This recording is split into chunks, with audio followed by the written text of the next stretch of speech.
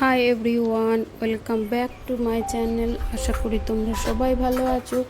আমি Jhuma, happy life with Jhuma চ্যানেলে তোমাদের সবাইকে ওয়েলকাম। আর যদি আমার চ্যানেলটিতে নতুন তো অবশ্যই সাবস্ক্রাইব করে দিও। আর যদি তা করে রেখেছো তাহলে তোমাদের সবাইকে অসংখ্য ধন্যবাদ। যারা যারা করেছো তাদেরকেও অসংখ্য ধন্যবাদ। আর যারা যারা করনি তারাও অবশ্য করে দিও। আর দেখার জন্য তাদেরকেও অসংখ্য ধন্যবাদ। আর এখন বেলা অনেক হয়েছে, মানে বেলা খুব একটু হয়নি, কিন্তু ঠাকুরের বাসনগুলো আমি সবার আগে ঘরটা পরিষ্কার করে নিয়েছিলাম। এবার ঠাকুরের বাসনগুলোকে ধুয়ে নিয়ে পরিষ্কারভাবে ধুয়ে নিচ্ছি, কারণ আমি এগুলো পিতাম্বরী পাউডার দিয়ে মেজে নিই, এতে খুব ঝকঝক হয় বাসনগুলো আর ভালো থাকে। তো বাসন টাসনগুলো ধুয়ে আমি আগে করি কি ঠাকুরের পুজোটা করে নিই, তারপর বাকি কাজগুলো মানে করি, রান্না বান্না। ঠাকুরের পুজোটা হয়ে গেলে একটা নিশ্চিন্তি ব্যাপার হয়ে থাকে। আর যেদিন দেরি হয় সেদিন হয়তো হয়ে থাকে না। আর এই কলা গাছটার পাতাগুলো কদিন থেকেই শুকিয়েছিল, কিন্তু আমার সেই সময়টা হয়নি যে পাতাগুলোকে আমি তুলবো।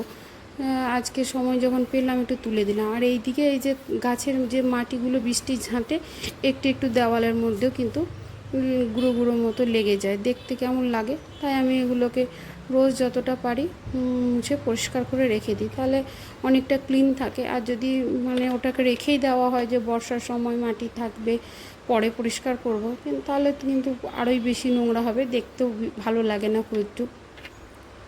ওই জন্য আমি চেষ্টা করি সব সময় পরিষ্কার করে রাখার। আর এই জায়গাটা আমার তুলসী গাছ থাকে, তো তাই তুলসীর আমার এমনি কোনো মন্দির নেই, আমি এই টবের মধ্যেই রাখি। ওই জন্য এখানটা একটু ভালোভাবেই পরিষ্কার করতে হয় গাছে জল দেওয়ার আগে। আর এই বাসনগুলো না আমি এখন রোদে শুকাতে দিচ্ছি, কারণ কি যদি না শুকাবো না, এই যে জলের দাগগুলো বাসনের মধ্যে লেগে রয়ে যায়, তখন দেখতে বাসনটা আবার কেমন লাগে না। এই শুকিয়ে গেলে বেশ ভালো পরিষ্কার হয়ে যায়। ওই জন্য আমি এখানটাই শুকাই। আবার পুজো দেওয়ার কিছুক্ষণ মধ্যে আমি এগুলোকে তুলে নিয়ে চলে যাব, পুজো দেবো তখন। ততক্ষণ একটু শুকিয়ে নিই, হাওয়াও দিচ্ছে একটু, আর রোদ সেরকম নেই কিন্তু হাওয়াটা দিচ্ছে, এই হাওয়াটাতেই শুকিয়ে যাবে।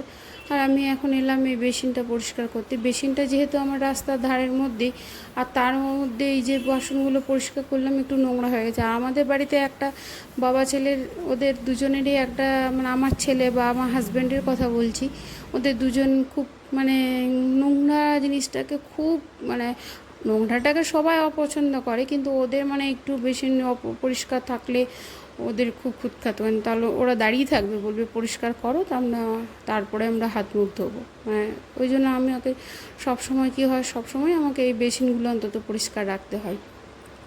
তো আর করে নিলে হাতে হাতে কি কাজে জমেও থাকে না, সে আমাদের একার কাজ, তো আমাদের কাজ আমাদেরকেই যখন করতে হবে, আমার মনে হয় হাতে হাতে করে নেওয়াটাই ভালো।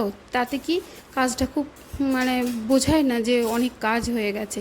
আর এদিকে আমি রান্নাটাও বসিয়ে দিয়েছি।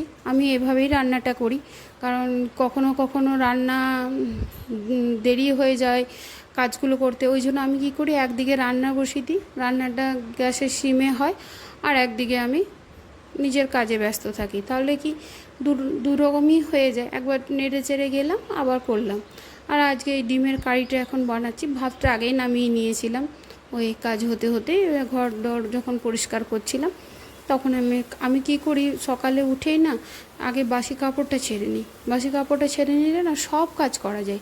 আমি ভাতটাও বসিয়ে দিয়েছি, ঘরের কাজও করছি, আবার হ্যাঁ পুজো দেবো তখন আবার একবার জামা কাপড় ছাড়তে হয়। আবার অন্য দিন কী করি, বাসি কাপড়টা ছেড়ে আগে ঘর পরিষ্কার করে ছেড়ে তারপর পুজোটা দিই, তারপর রান্নায় লাগি। তো আজকে রান্নাটাই আগে করে নিলাম, এরপর পুজোটা দিয়ে নেব। আর এটাই আদা, তারপর টমেটো আর রসুন পেঁয়াজ এই সব একসাথেই বেটে নিয়েছিলাম।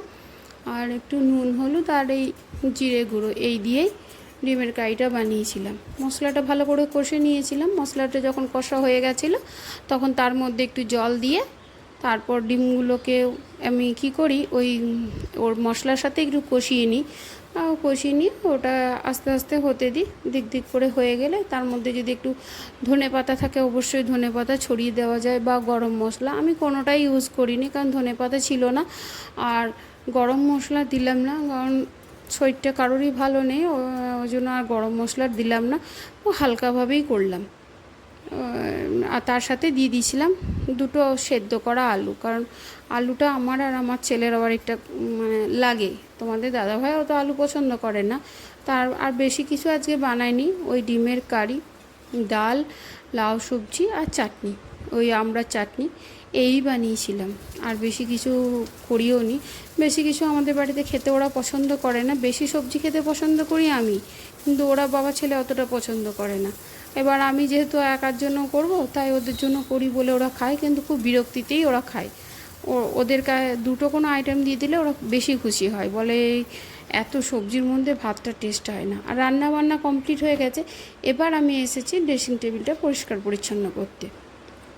আমার ড্রেসিং টেবিলের ড্রয়ারটার অবস্থা খুবই শোচনীয়। তার মধ্যে কিছুদিন শরীরটা অসুস্থ ছিল, যে যেমন পেরেছে সে তেমন রেখেছে, আর আমিও কিছু কিছু ছড়িয়ে ফেলেছিলাম, এই জন্য ছড়ানো ছিটানোভাবেই ছিল। আজকে দেখলাম না, এটার ব্যবস্থা করতেই হবে, কারণ একটা খুঁজ দিকে আরেকটা আরও দলা পেকে যাচ্ছে। আর এই যে আমার গোছানোটা কমপ্লিট হয়ে গেছে। এখানে রেখেছি যত সমস্ত ক্লেচার আর ওই হেয়ার ব্যান্ডগুলো, কারণ কি এই দুটোই তো বেশি লাগে, ওই জন্য তাড়াতাড়ি। আর এটা তুলো ছিল, তুলোটা কভারটা ছেড়ে গেছে বলে এটার এই ব্যাগটার মধ্যে রাখলাম যাতে ডাস্টটা না বসে। আর কিছু মেকআপের জিনিস রাখলাম যেগুলো সচরাচর আমার টুকটাক লাগে, সেই সব জিনিসগুলো এর মধ্যে রেখে দিয়েছিলাম। আর রেখেছিলাম টিপের কতগুলো পাতা। আমি টিপ খুব একটু ইউজ করি না, তবুও রেখেছিলাম, কম ইউজ করলেও তো করি। আর এই পাথর দুটো আমার একজন জ্যোতিষ পড়তে বলেছিল, তো এটা হলো পোখরাজ, বাঁধানো হয়ে গেছে।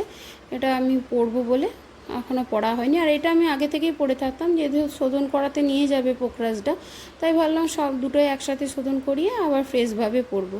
আর এটাতেও দুটো আংটি আছে, এইগুলো আবার নতুন করে বানাতে হবে। আমার পান্নাটাও একটু ছেড়ে ছেড়ে গেছে, ওটাও বানাতে হবে। আর ছেলের একটা নতুন দিয়েছে বানাবো। আর এটা আমার ওই চশমাটা আছে, যেটা ওই সানগ্লাসটা।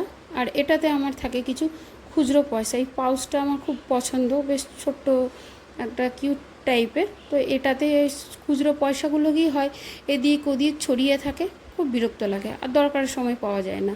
ওই জন্য আমি এই ব্যাগটার মধ্যে যত খুচরো সংগ্রহ করে এখানেই রেখে দিই, তাহলে চট করে পেয়েও যাওয়া যায়। বিশেষ করে পুজো দেওয়ার সময় ওই 1 টাকা কয়েন আর খুঁজে পাওয়া যায় না, বা কোথাও তীর্থস্থান গেলাম কিছু খুচরো নিয়ে যাব হাতে দেওয়ার জন্য, সেটাও আর পাওয়া যায় না। আর এই মেডিসিনগুলো যেগুলো আমি সচরাচর রোজ ইউজ করি, সেই সব মেডিসিনগুলো এর মধ্যে রেখে দিয়েছি। আর হেয়ার ড্রায়ারটা তো লাগেই। আর এখানে আছে কিছু পিন আর সেফটি পিন, যদিও খুব একটু ক্লিপ টিলিপ আমি ইউজ করি না, তবুও রেখা হয়েছে। আর এখানে আছে একদম ছোট্ট ছোট্ট যেসব কানেরগুলো খুঁজে পাওয়া যায় না, সেগুলো। এটা ছেলের ছিল, এই বক্সটা ছেলের কাছ থেকে আমি চেয়ে নিয়ে নিয়েছি, ওর এখন অতটা লাগে না। আর এখানে আছে বড় বড় কিছু কানের, যেগুলো কোনো অকেশনলি বা কোথাও কোনো ইভেন্টস ছাড়া পড়া হয় না, তার জন্য এইগুলো এখানে রাখা আছে। আর এই বক্সটা আমি কিনেছিলাম পুরী থেকে, পুরীতে আমার পছন্দ হয়েছিল, ওই জন্য তখন আমি এটা কিনে নিয়েছিলাম। তো এই যে আমার এই প্রথমে ড্রয়ারটা অনেকটা আগোছালোটা পরিষ্কার পরিচ্ছন্ন হলো। ইচ্ছা আছে আরও কিছু ভালো করে ডেকোরেশন করা, তা এখনকার মতো এতটুকুই করলাম। আর এই নিচের ড্রয়ারটাই আছে আমার কিছু আর্টিফিশিয়াল জুয়েলারি বক্স, এগুলো ওই টুকটাক ইউজ করি।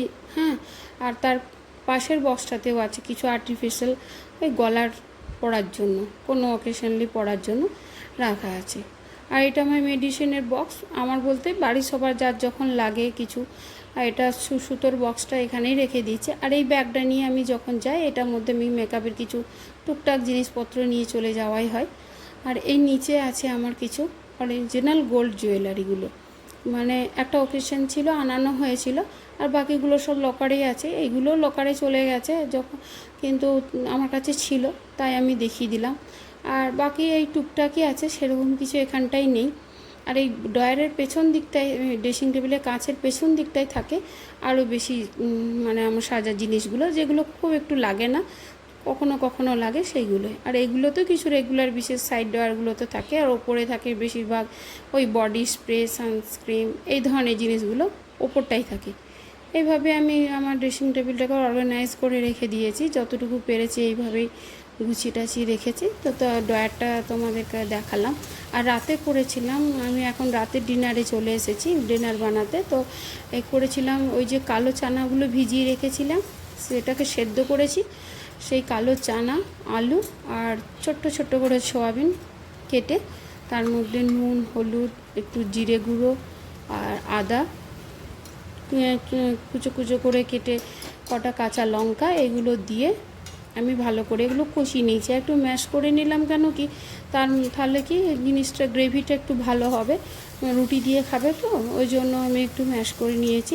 আর এর মধ্যে দিয়েছিলাম একটুখানি টমেটোর সস আর ওই কাস্তুরি মেথি না দিয়ে ধনে পাতাও দেওয়া যায়, তো আমার কাছে ধনে পাতাটা অ্যাভেলেবেল ছিল না, কাস্তুরি মেথিটা ছিল, ওই জন্য আমি কাস্তুরি মেথিটাই দিয়েছিলাম। আর এখন একটু জল দিয়ে আরেকবার ভালো করে ফুটতে দিয়ে দেবো ঢাকা দিয়ে। এটা হোক, ততক্ষণে আমি বরং অন্য কাজগুলো করে নিই, কারণ ওই যে বললাম রান্নার কাছে দাঁড়িয়ে দাঁড়িয়ে রান্না করাটা আমার কাছে খুব একটু বিরক্তিকর কাজ, তাই আমি ওই একদিকে রান্না করতে দিই, বাকি আমি অন্য কাজগুলো করি। আর এখানে করছি আমি আমার যে বাসনগুলো জমেছিল সেগুলো ধুয়ে নিচ্ছি। আমি বাসন বেশি জমিয়ে রাখতে পছন্দ করি না, কারণ সকালে আমার কোনো হেল্পিং হ্যান্ড নেই বলে আমাকেই ধুতে হয়। ওই সকালবেলায় ওই বাসন নিয়ে বসে থাকাটা আমার কাছে কিন্তু খুব বিরক্তিকর, তাই আমি রাত্রেবেলায় যতই বাসন হোক আমি ধুয়ে নিই, যদি খুব অসুবিধা না থাকে। একটু তাড়াও করছিলাম, কারণ এই যে ওপরে আমার বান্ধবীরা সবাই ছাদে বসে আছে, আমাকে সবাই কল করে দিয়েছে যে চলে আয়। তো আমরা এই 9:30 থেকে 10:30 পর্যন্ত 1 ঘন্টা মানে একটু গল্প করি। তোমাদের দাদাভাই কী বলে জানো, বলে অক্সিজেন নিতে গেছিলে বান্ধবীদের কাছে গল্প করে। আসলে তা না, আমরা না বাইরে কারো কাছে বাইরের কোনো কথা নিয়ে আলোচনা করি না, একে অপরে নিজেদের কথা নিয়ে আলোচনা করি, ছেলে মেয়েদের নিজেদের সুখ দুঃখের কথা, এইসব। কারণ বাইরের কথা নিয়ে নিজেদের এনার্জি নষ্ট করা কোনো মানে হয় না। সেই টাইমে নিজেদের এনার্জিগুলো, নিজেদের কথা বলে নিজেদের সমস্যাগুলো সমাধান করার চেষ্টা করি, নিজেরা একে অপরের সাথ দিই, কারোর মন খারাপ তো তাকে একটু বুঝালাম, এই করে আমরা কিন্তু একে অপরের সাথে দিই। কারণ এই টাইমটায় ছেলে পড়ে, আর তোমাদের দাদাভাই 10:30টার আগে বাড়ি ঢোকে না, তো আমি দেখি তাহলে আমি কী বা করবা, ওদের সঙ্গে একটু গল্প করে আসি, আর একটু সময়, এইটাই আমার নিজের জন্য একটু আমি সময় ব্যয় করি, তাই ওদের সঙ্গে একটু গল্প করে আসি, সবাই মিলে একসাথে গল্প করে মনটা ফ্রেশ হয়ে যায়। তারপর 10:30টায় এসে আমরা যে যার বাড়ি ঢুকে খাবার দিই, কারণ ওই ছাদে থাকি তো, বাড়ির মধ্যেই রইলাম, সবাই মিলে একটু গল্প করলাম। আর ভিডিওটি যদি ভালো লেগে থাকে অবশ্যই লাইক করো আর কমেন্ট করে জানিও যে আমার ভিডিওটি দেখতে তোমাদের কেমন লাগলো। আর অবশ্যই সাবস্ক্রাইবও করে দিও, আর তোমাদের ফ্যামিলি মেম্বারদের কাছে এই ভিডিওটি শেয়ার করে আমার উপকারটা করো, মানে তোমাদের এই বন্ধুটি উপকার করো, এটাই আমি রিকোয়েস্ট করলাম তোমাদের কাছে। আর এইদিকে দেখো আমার চানাটা হয়েও গেছে, তো মোটামুটি, আর রুটিটা আগেই বানিয়ে নিয়েছিলাম, তাহলে একটা নিশ্চিন্তে হয়ে গেল, খাবারটা হয়ে গেছে, এসে দিয়ে দিতে পারবো। আর এটাকে আমি এখন কি করব, একটু ঢেকে রেখে দেবো কিছুক্ষণের জন্য। আর এখানে লাস্টে দিয়েছি একটু ওই ভাজা জিরের গুঁড়োটা, এটাতে একটা ফ্লেভারটাও ভালো আসে, টেস্টটাও হয়। আর এইদিকে এখন কিছুক্ষণের জন্য ঢেকে রেখে দিলাম যাতে একটু নরম থাকে। আর এই গ্যাস ওভেনটা আমি মুছে নিয়েছি, আমি যতবারই রান্না করি আমি রান্নাঘরটা ক্লিন করেই মুছে নিই, কারণ এতে কি তেল পোকাগুলো হয় না, আর রান্নাঘরটা বেশ ক্লিন ঝকঝকে থাকে। তারপর মধ্যে আমার আবার এটা ওপেন কিচেনে আমাকে সবসময় একটু ক্লিন করে রাখতে হয়, নাহলে বাড়িতে লোকজন এলে খুব অস্বস্তি ফিল হয়, আর আমারও কিচেনটা যদি একটু অগোছালো থাকে আমার ভালো লাগে না, তাই আমি পরিষ্কার করেই রাখি সবসময় যতবারই রান্না করি। 2বার তো করি, আর সন্ধ্যেবেলায় যদি টিফিন করি তাও আমি মুছে রাখি, ফেলে আমি রাখতে পারি না। আমার মা বলে বড় খুঁতখুঁতে, কিন্তু আমার এটাই ভালো লাগে। তো আজকে আর ভিডিওটা বেশি বড় করলাম না, দেখা হবে তোমাদের সঙ্গে নেক্সট একটি ব্লগে।